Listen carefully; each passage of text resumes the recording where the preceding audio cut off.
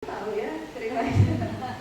Jadi kayak meninggal terus dia kehilangan sosok yang bisa ngomong dia dan lain-lain. Beneran kehilangan kayak layangan kehilangan angin ya. Gitu. Jadi beneran blank. Nah, beberapa kali kita berusaha bertemu tapi sementara by phone misalnya gitu ya, karena kita jauhan. Kemudian akhirnya diajak ke sini. Yang terjadi adalah kemudian saya kumpulkan kakaknya, dia, adiknya, kita suruh diskusi bareng. Ternyata si kakak yang pertama yang kuliah ini kebetulan kuliahnya juga di psikologi ya. Saya bilang, waduh kamu psikologi bagus dong, udah bisa belajar ya memetakan apa yang terjadi sama adik gitu. Terus bilang, gimana selama ini adik dipegang seperti apa? Ternyata punya usut ya memang tidak ada kedekatan emosional sama sekali. Bahkan si kakak ini mengaku, tante dulu ketika aku pernah punya prestasi, ibuku, ayahnya karena di luar kota jelas nggak bisa datang, ibuku waktu itu berhalangan hadir. Sehingga ketika yang lain-lain punya penghargaan, padahal dia juara 1 ya, ibuku tuh nggak ada.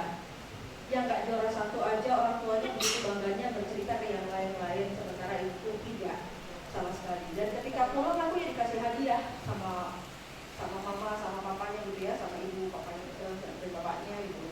Tapi ya sudah nggak ada gunanya lagi, sudah nggak ada artinya semua itu buat dia.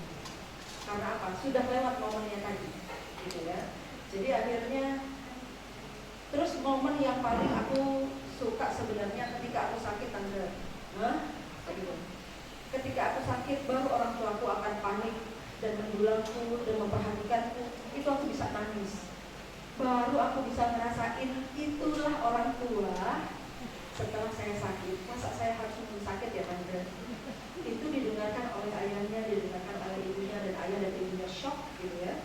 Waduh, ternyata selama ini dia nggak pernah berpikir bahwa begini efeknya. Beneran orang tuanya nangis dan nggak tahu harus ngapain gitu.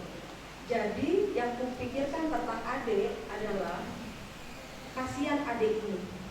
Adiknya cowok, tadi kalau kakak cewek, adik ini udah nggak berprestasi, nggak suka akademik ya, kebayang ya, apa yang mau dia banggain gitu, nggak tahu apa yang dia banggain, pasti berat banget jadi adik, kata dia bilang.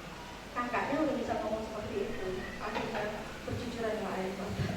Begitu cerita singkatnya, nanti kita lanjut lagi. Nah kemudian kita lagi dihadapkan sama karakteristik dasar anak-anak yang milenials banget nih gitu ya, gampang bosen sama barang yang dibeli. Abis beli apa, temennya mana sih, beli apa ya, pasti akan beralih, gak akan lama pegang sesuatu. No gadget, no life, sama yang seperti anak ini alami ya. Jadi beneran ketika HP itu gak ada, dia beneran berusaha untuk yang kesurupan. Kenapa kita bilang kesurupannya? Dia gak kesurupan Pak, Bu, saya bilang, karena dia sadar waktu itu dia matanya beneran terarah kepada kamera ya. Nggak, maksudnya emang beneran kelihatan